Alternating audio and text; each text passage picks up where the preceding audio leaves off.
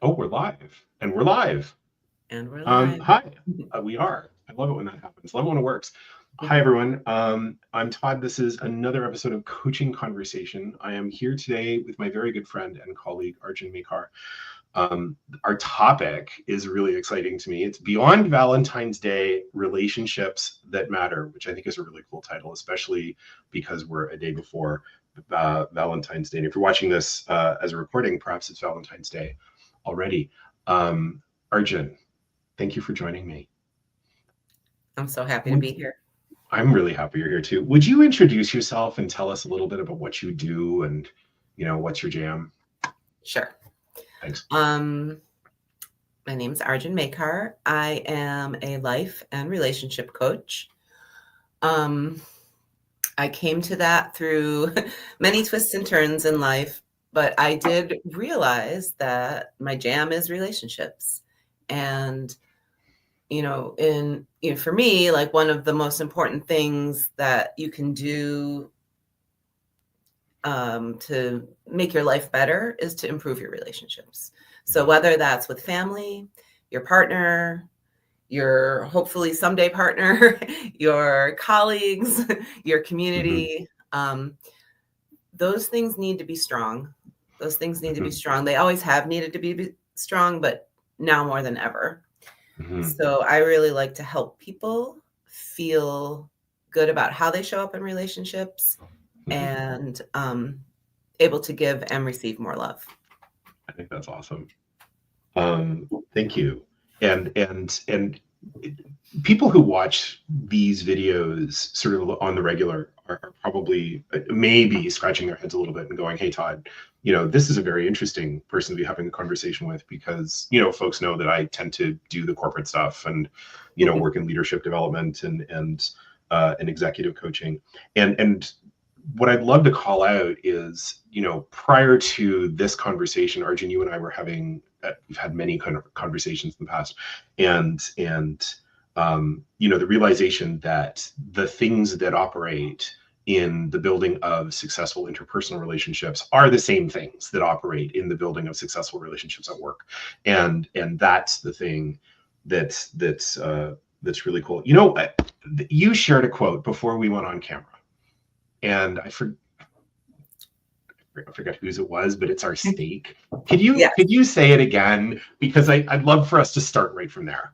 Sure. Yeah. So, one of my mentors is a woman named Esther Perel, and she is a relationship therapist. She works with couples. And she really gets that it's bigger than just couples. So what she says is the quality of our life depends on the quality of our relationships. And I really have seen that in my own life, in many, many clients' lives, many people's lives. That tends to be true. And if you don't mind my adding, I've also seen that it's true at work, that the quality of our work, the quality of our teams, the quality of our leadership, the quality of literally fill in the blank is dependent on the quality of our relationships. So like what's true in one place is very true in others as well. And that phrase, the way we do one thing is the way we do all things is popping into my head. Okay, sure, listen, and this is a big preamble, but I'd love it if we could just do one more quick thing because the word relationship means so many different things to so many different people. And maybe just for the sake of the next 30 minutes, like what do we mean? What do you mean when you say relationship? Yeah, so I mean, there's a lot of ways to answer that. Sure. I guess what I'm going to say is that a relationship is who I am when standing with other. Who I am, maybe not even standing with, but who I am when connecting with another. Okay. Yeah, and that tracks. That tracks into business, that tracks into leadership as well, right? Like the very best leaders, the very best, team builders that I know that I've worked with have been the ones that have emphasized the need to create actual relationships. And that's okay. Awesome. So Makes what's me the think a right? lot about, oh wait, I guess I gotta Go say, ahead. it No, makes me think a say. lot about Ted Lasso. Oh man, I wish that Like, I'd he watched that. exemplifies that so well. Like, there's this feeling like it's creating a team, they have to win, they have to, do all the Mhm. transactional things, and he always brings it back to relationship, always. Right. It's here's the other thing that I see. It's interesting that you say that. I had not watched Ted Lasso, so I'm gonna admit that to everyone. But as you say that, like there's a part of my practice is showing up, like something from my practice. I'm not going to give details because I don't want to give anything away. But I've worked with a particular leader who is transforming an organization from one that is very transactional, one that's very about delivery, to a re-emphasis into the creation and building of relationships within the team. And this team had been led in a completely different way for a very long time. And it's hard. It's like that pivot is so hard. And it's taking its toll on the leader as well. Like they know that it's the right thing to do. They know that it's possible, but it's a lonely road. And worth it, but lonely. And I'm wondering, like this is a relationship topic that's front and center in my practice. And I'm wondering, like, how does that connect? Like what shows up, or is there a connection that shows up in the work that you do, which is very same and very different at the same time? Right. Yeah, I mean, I think what you're speaking to is that as a culture in general, Mm-hmm. whether it's about romance, friendships, Mm-hmm. corporate things, we tend to value the transactions more than the relations, or we take the Mm-hmm. relationship piece for granted. Mm-hmm. And so I hear that, like, a successful business for many, many years was probably a lot more profit centered than people centered. Right. Mm-hmm. And I think that even in romantic relationships, we are often a lot more profit centered, or, Mm-hmm. we've been kind of enculturated to, believe that we should get the knight in shining armor, or we should get the princess. And we tend not to look at each other realistically. Mm-hmm. So I think my version of that is like deconstructing everything we've been taught about what love and romance is and what makes a healthy relationship. Mm-hmm. And then learning for ourselves what is important and what we can start to build as a structure for how we want a relationship to be. I wasn't expecting to be hit quite as hard as that. So let me, like you said, deconstructing what we understand of like the building of successful relations. Is that right? Yeah. Oh, Arjan, that's big. Well, That's we're on a exciting. different playing field than like our parents or our grandparents. Uh-huh. I do think that, and I can't like take this all as my own, my mentor, Esther Perel, Sure. she talks about, in the past, my mom married my father to get out of her parents' house. Now, I'm not saying there wasn't love there, but I'm Mm-hmm. saying that was a big factor in her saying yes. She was Yeah. ready to get out of her parents' house. Yeah. Right. When I considered getting married, there were so many more, things. I was like, well, is he fun and adventurous, but also secure and stable? Is he, Mm-hmm. Does it, is it like, do we align on our financial values? Do you want kids? Is this like, can there be a spiritual connection? Mm-hmm. It's just Mm-hmm. like we put a lot of emphasis on relationships in terms of what we can get out of them. Mm-hmm. And I think we're pretty confused, which is why this work is so juicy. Yeah. Well, and you said something really interesting there. You said many interesting things, but the one that I want to glom onto is you said, we put so much emphasis on relationships in terms of what we can get out of them. Right. And it's the transactional thing that you were talking about as Yeah. well. Yeah. And the thing, like, there's this thing that's pervasive. If you're watching us on LinkedIn, it's possible that you've probably seen many times over one of those quotes that say, an appreciated employee is someone who's always going to give more, or something like that, right? Which makes it sound like the creation of that relationship is for the benefit of something other than the relationship. Right. And right. Appreciation is this coin you put into the employee so they exactly, right? output Like, more. yeah, tick the Yeah. appreciation box, and then you'll get, whatever it is that you get from that. Like, there's this, I'm ashamed to admit it, right? But in management school, such that I went to, the various places I learned management, there's this phrase that we were always told we had to have an answer to, and the WIFM, right? What's in it for me?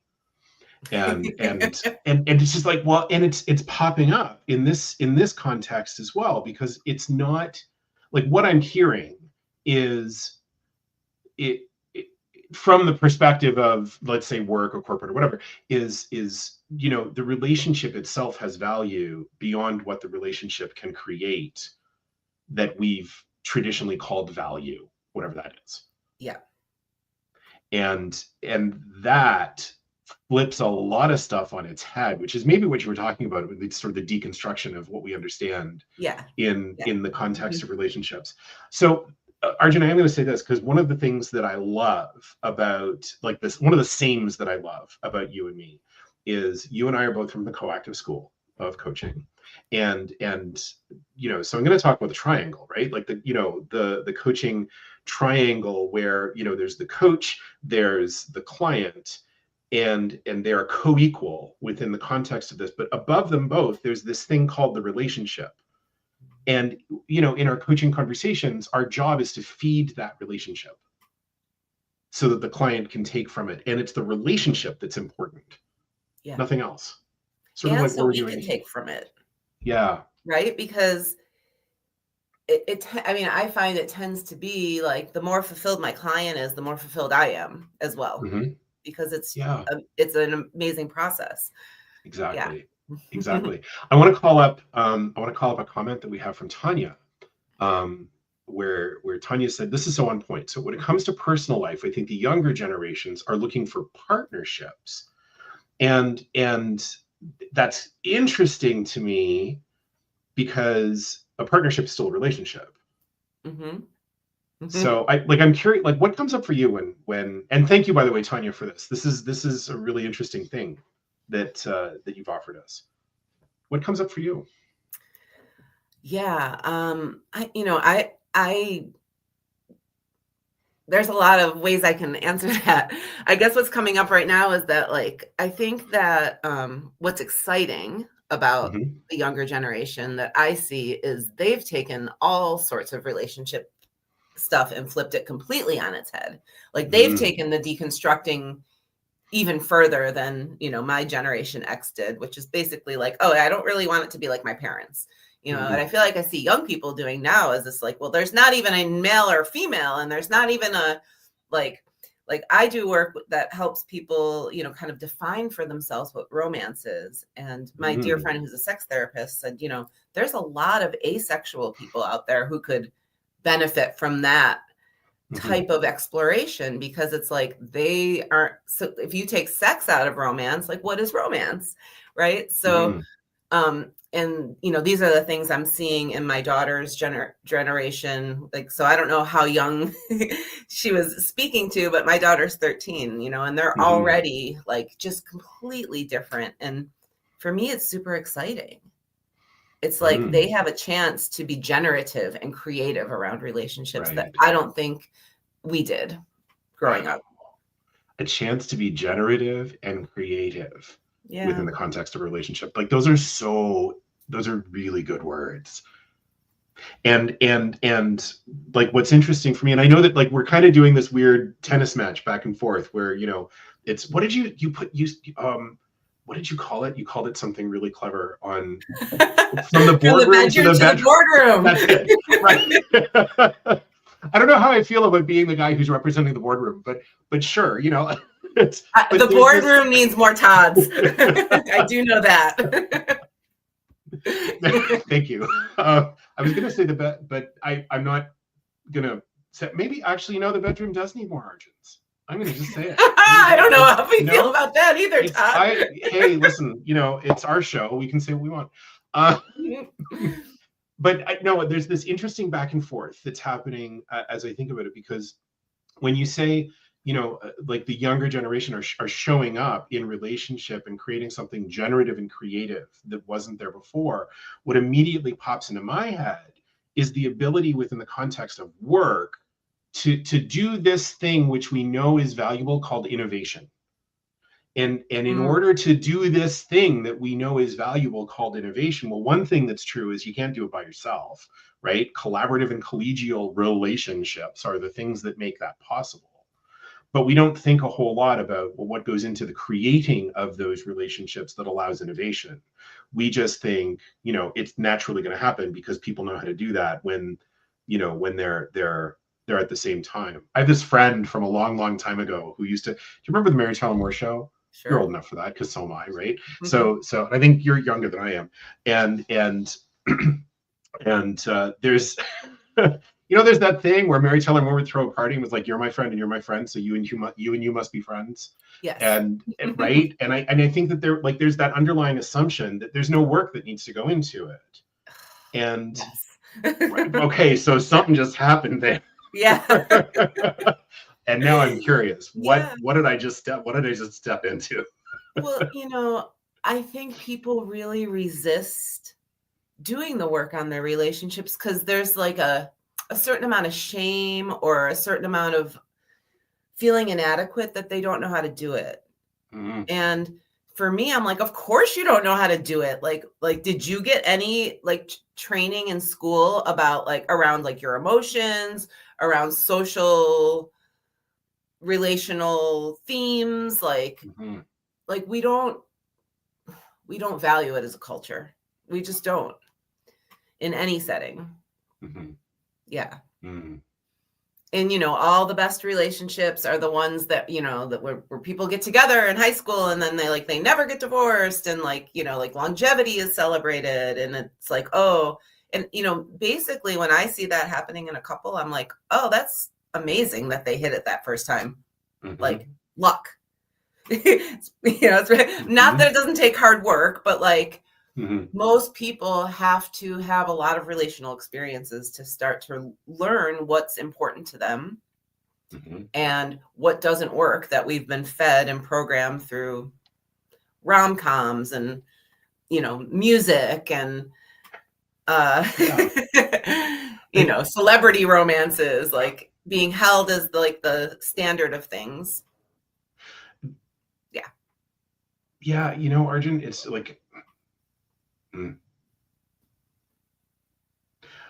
I was 42 before I hit on the relationship that stuck, and if it weren't for my husband and his patience, as I learned some of those things, I may have had to try again later on. So I mean, there's things that show up in here that it takes two to tango, and to be honest, it when you said what you said, we just don't learn this, and there was a sigh of relief that I just felt in my body. Yeah. That was kind of yeah, we don't learn this, and suddenly, instead of feeling bad that it took me till I was 42 to figure things out, it's wow, I'm really proud of myself. I managed to figure this shit out. Good. Yeah. And what an interesting, just that one sentence was allowing a reframe that was relief in a very real way. Thank you for that. I wasn't expecting that to happen in this conversation with an audience. Well, now, I'm thinking about something you said before we got on camera mm-hmm. and went live around just the qualities that kind of feed a healthy relationship, and Hmm. in the workplace, the boardroom or the bedroom. Yeah. And that, and it's what I see in you, like as we've grown together, and what I see in people who tend to be happier in their relationships is Hmm. curiosity, Hmm. willingness, Hmm. cooperation. Hmm. And then there's this other piece of like, it has to do with boundaries. It's like kind of like, how do I stay solidly in relationship with myself as I'm bonding with someone else?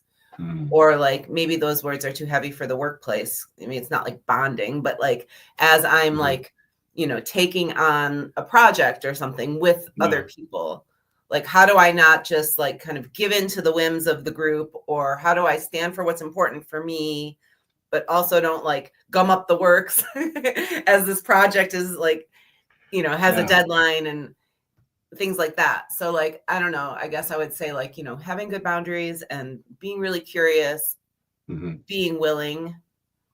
Hmm. Yeah. Um, We are emotional beings, whether we're at home with the people that we love or whether we're at work with the people that we work with or for. We are emotional beings, and that's just the truth. And I love what you're saying about boundaries, because I think that there's sort of this misnomer, particularly at work, that boundaries mean I can turn my emotions off and I can deal with them later, or something like that, right? yeah. And it's Mhm. not like that's not the expectation. The expectation is like, here they are, emotions are going to show up, and sometimes they'll be unexpected, and that's okay because we're people. And creating a real connection with the people that we're with, like a real relationship, allows that to happen. Mhm. Yeah. Yeah. It's kind of weird how compartmentalized Hmm. uh, many environments are. But I mean, I guess we're talking about corporate environments or work environments where it's like, shedding a tear. It's like, Right. like grounds for like, like thinking someone's not up to the job. And Mhm. I don't know about you, but like, gosh, if I hired a company, I want people to cry, who care Yeah. enough, about what they're doing to like be affected by it. Hmm. Yeah. I it's I so I'm going to admit something that I don't usually admit. People who've worked with me may have heard me say this, but you haven't heard me say that. The thing that I used to say at work for decades was like, I don't want to care about anything at work enough for it to make me cry.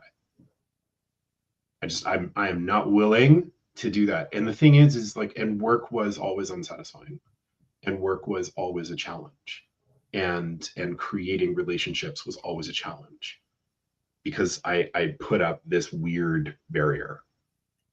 I don't want Right. to care about anything so much that it might make me cry. Well, it's interesting too, as you say that, I see that like the instinct in that for Hmm. self-preservation makes sense to me, Hmm. but it's almost like you put the boundary in the wrong place. Yup. Right?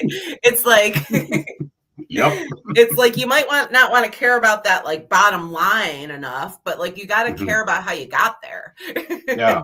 Yeah. Well, and that itself is transactional, isn't it? Right? Right. Like, I don't want to care about anything enough that it might make me cry. Well, what am I afraid of? What's wrong with crying? Right. What do I think that's going to mean Right. when other people witness that? What do Right. I make up that means for other people? And how does that change if I'm in real relationship with them? What if I'm Mhm. allowed? I Right? suddenly just felt really hopeful for the world. Well, I mean, me too. And I think that what I love is that these are skills that we hone in one environment or another, Right. Yes. and we can apply them in both. Mhm. And what I love about that is that there is real and legitimate crossover and space for for intimacy within the context of the boardroom, Mhm. and innovation within the context of the bedroom.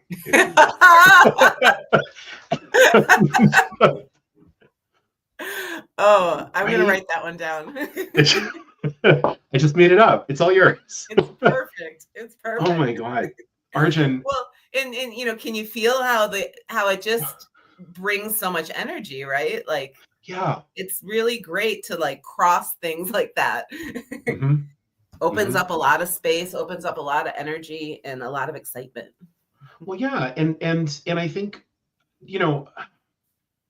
and I think that from a skills development standpoint, it opens up a lot of potential and possibility, particularly, like if you are, the kind of person who's watching this because you're interested in intimate relationships, or if you're the kind of person who's watching this because you're interested in improving organizational relationships to achieve a certain end, whatever that happens to be. That like it's both and, not either or. Right. Arjun, I just looked at the time and we have 4 minutes to go. Okay. I could keep talking about this for a really, really long time, but we do have to wrap up. Listen, words of wisdom, right? If you think of the thing that you want folks to take away from this conversation, like what's most important for you? I guess I just really want people to get that our relationships are the way that we are going to kind of shoulder what's happening in the world right now. We need strong communities. We need strong partnerships. We need strong families. We need strong workplaces. When we are bonded to each other, strengthened, and our relationships become safe havens that like joyfully challenge us, lovingly challenge us, and we grow, there's just so much more possible. Yeah. And so much less that's not possible, fascism and stuff. Yeah. Well, and I'm glad you brought that up too, because I think, I think that the things that seek to tear us apart target our relationships. Yeah. Right. So building strong relationships in whatever context you're choosing to build them is active resistance. Mm-hmm. And it's courage. Yeah. It's revolutionary. Yeah. It really patriotic is. Even. It's where it all starts. I have a charged relationship with that word, but yes, it's sure, that one too. I'm just reframing, as an American, I do too. I'm taking it back. No, you know what? I love that. Let's do it, right? It's so yeah, like I think that there's something radical, there's something big, there's something important, it's the difference between success and failure. Mm-hmm. And I think it's the only place, because one of the things that I like to say to people is, there isn't success and failure, there's success and learning, but I think this is one of those places where there is success and failure. Mm. Yeah, unfortunately, that's true. Yeah. Oh man, this is such a good conversation. Thank you so much. I love the way that this connected together. Same. Thanks. Very juicy. It really was. Arjun, so listen, I'm making up that there's a whole bunch of people who are going to be interested in finding out more. So what's the best way for people to get in touch with you if they'd like? Yep. So my website, it's just my name, arjanmakar.com. Okay. You can fill out a little blurb at the bottom and it'll get sent to me and I'll contact you. Awesome. Yeah. Okay. And we'll put that that link in the comments on LinkedIn as well. Okay. Yeah, great. For folks that are watching this afterwards. And great. And I'm Todd Karges. You can find me at toddkarges.com or send me a note on LinkedIn. You know how to get a hold of me. And this has been relationships, the relationships that matter most. And Arjun, I can't think of someone that I'd rather have had this conversation with. So thank you. Thank you very much for being with me today. Yeah. Whew. Okay. I can relax a little bit now. I'm go forth and relate. Go forth and relate. I love that. Go forth and relate. Okay, I'm going to end the stream. Thanks so much, Okay. everyone, Bye, for joining everyone. us, and thank you, Arjan. Okay, bye-bye.